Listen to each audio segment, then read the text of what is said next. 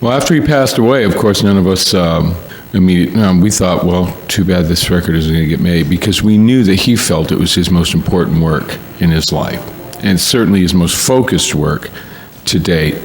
So when we were approached by Rich's family and his foundation and his new label, Myrrh, to go ahead with the record, we really counted the cost. We did it largely to raise money for his foundation, and also just as his friends. We felt like we'd been handed the ball, and it was up to us to make sure that Rich's most important vision artistically that he felt he'd had in his life.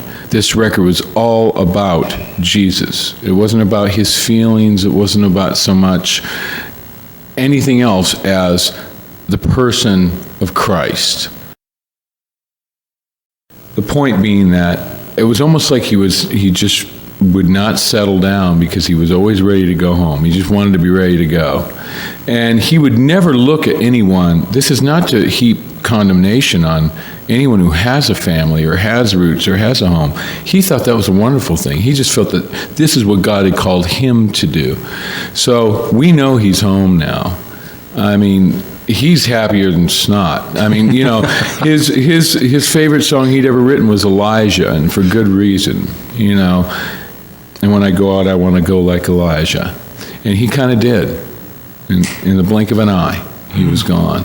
And there's songs on the new record that allude to the fact that, like, Jimmy wrote a song called We'll Be Together Again, which is a beautiful, dreamlike picture of what it may be like one day when we are reunited with the ones we love. He didn't have any chords. He couldn't remember the chords. He didn't have all the lyrics. He had some of them. And he only could really remember the chorus melody that Rich sang, and he remembered how Rich sang it. And he could remember some of the verse, so when he told me about it and he sang me this chorus, I was floored by it. And so we just sort of sat there, and I just kind of helped complete the song. You know, largely that was a Mark Rich co-write, and it's a wonderful little, you know, souvenir to have on this record.